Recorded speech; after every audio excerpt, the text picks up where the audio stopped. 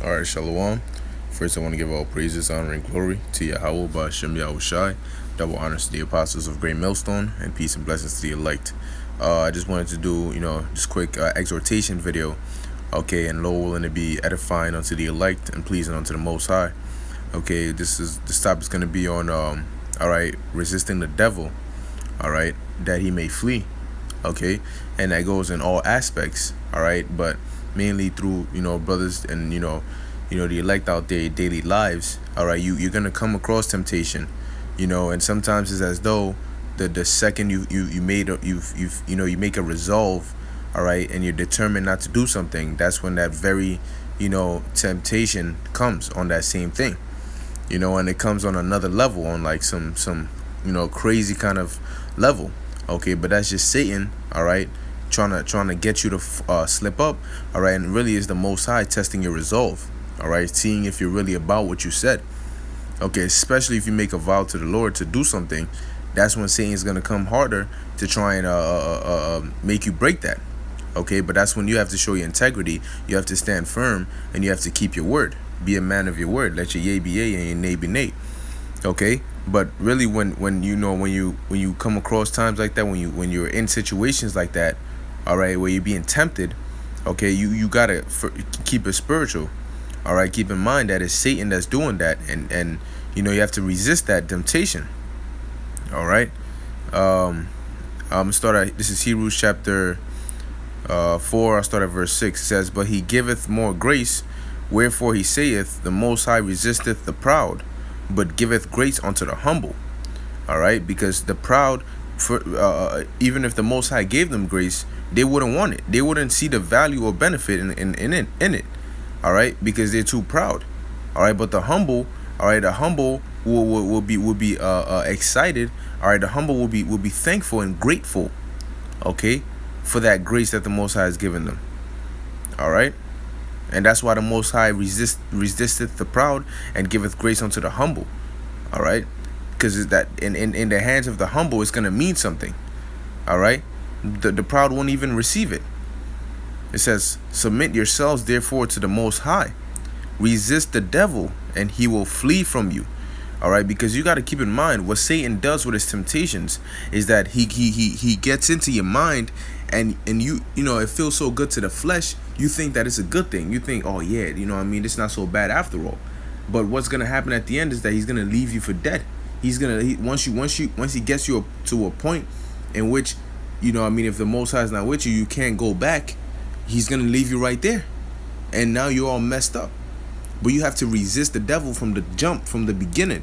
Resist him, man, with a strong resolve, whatever it may be: drugs, adultery, abominable foods, whatever it may be, line up, shape ups, whatever.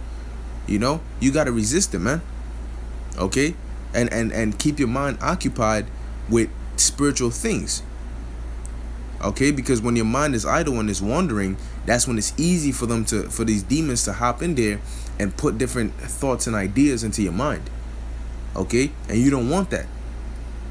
All right, it says, and he will flee from you, because eventually, the Satan is gonna flee from you, because he's gonna see that he's not making any progress. All right, based on how strong your faith is and how serious you are. He's going to see that regardless of what he does, he's not going to really get to you. So he's going to flee. But you have to resist. You have to resist that temptation. And while doing that, it says what? Draw nigh to the Most High, and he will draw nigh to you. And if the Most High draws nigh to you, Satan going to come try nothing, man. All right? It says, "Cleanse your hands, ye sinners, and purify your hearts, ye double-minded." Because when you're double-minded, Satan could come in there easily. You can't make a decision. You're stuck in the middle. All right, he could come in there easily and throw you off. Okay, but you have to resist that, man. All right, so the next precept is Hebrews chapter 12, verse 5. Okay, it says, "And ye have forgotten the exhortation which speaketh unto you as unto children. My son, despise not thou the chastening of the Lord." Chastening meaning chastisement, punishment, but really it's punishment for your betterment. It says, the chastening of the Lord, nor faint when thou art rebuked of him, because the whole purpose of a rebuke isn't to destroy you or to for your detriment. A rebuke is for your benefit, so you can come out of whatever you were doing and do better. Okay, because keep in mind, when the Lord chastens us and rebukes us, most of the time through Satan tempting us and plaguing us. Okay, but the scriptures say, faint not when thou art rebuked, and despise not thou the chastening of the Lord, because it's for your own benefit. Okay, and when Satan comes at you, you got to keep in mind, yeah, it's a test from the Lord. He's trying to chastise you, but you have to resist the devil so he will flee. That's how you pass the test, not giving in. For whom the Lord loveth, he chasteneth, and scourgeth every son whom he receiveth. And this world doesn't really understand true love, because they'll think that the Lord hates us. You know, they'll say, oh, if the Lord loves you, why are you living like this? If the Lord loves you, you know what I mean, why are you in the condition you in? Why are you catching hell? Why do your people hate you? Why are you going out there, 24/7, but you still, you know what I mean, you still have to endure the wickedness of this world? Why do you catch flat tires? Why do you catch tickets? Why does Satan plague you? Why can't you be perfect if the Lord loves you? You see, that's the idea they think of love. Love is everything handed to you on a silver platter. You know what I mean? Nobody yells at you, nobody corrects you. They just tell you everything you're doing is fine and keep doing it. That's not love. That's not true love. If you sincerely love someone, at some point they might even think you hate them. Just like when you're a kid, sometimes you might feel like, damn, man, like you might get pissed because your parents tell you to do something, and sometimes it might feel like hate, but when you grow up, you see, like, man, it wasn't hate, it was love. The manners they taught you, the discipline they taught you, beating your ass when you did bad things. When they beat your ass, it didn't feel nice, so you probably thought, damn, man, my parents must hate me. They always beating my ass. But that's not how it is, man. That's true love, because that true love is them looking out for your future. Not about your feelings, because at the end of the day, your feelings, they come and go, they change all the time. So they that's how the Lord deals, man. The Lord chastens whom he loves, because it's for your betterment. That's why it might not feel good, but it is good. Like eating vegetables, they don't taste good, but they're good for you. So you got to look at the bigger picture. All right, it says, and scourgeth every son whom he receiveth.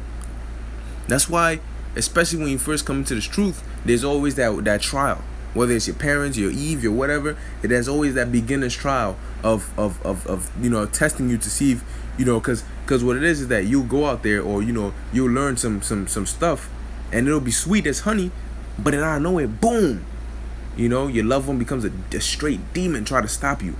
No, you can't go out there. If you go out there, you can't come back home, blah blah. And that's all part of the first trial. We all went through it. Okay, but that's all for your betterment. The Lord does that, all right, to chastise you, but to you know what I mean, to show you that he's dealing with you as a son. It says, if ye endure chastening, the Most High dealeth with you as sons. All right. For what son is he whom the Father chasteneth not?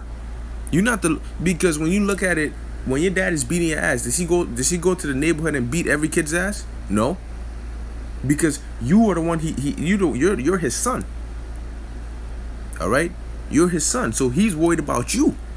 Matter of fact, let me get a quick precept. I believe it's Amos 3:1. Amos 3 verse 1. Hear this word that the Lord hath spoken against you, O children of Israel, against the whole family which I brought up from the land of Egypt, saying, you only have I known of all the families of the earth, therefore I will punish you for all your iniquities. All right, the same thing. He will punish us because what? We're the only ones he knows, and we're the only ones he cares about. If you're doing something wrong, the Lord is gonna punish you, all right, as a way of correction. Okay. So back to Hebrews, might have drifted off a little, but hey, it's through the Spirit. What the Lord wants to come out is what comes out. All right, it says, but if, verse 8, but if ye be without chastisement, wherefore all are partakers, then are ye bastards and not sons. So really, you should, what this world considers love is really the Lord not dealing with you at all. Because they'll say, why is Esau ruling? Why is the Most High not punishing him at the very moment? Why is this and that? That doesn't mean the Most High loves him. The Most High really hates him. That's why he's doing that. Because what? At the end of the day, Esau running rampant as he is now, his punishment, his judgment is going to be far worse than all the heathen. And you're going to see in that day, like, you don't, these Edomites are going to be like, damn, we wish the Lord would have beat our ass or put us in slavery or corrected us, than the judgment that we're going to get now. Total extermination, man, boy. All right, so it says, yeah, that was it on that one. So I get this last precept.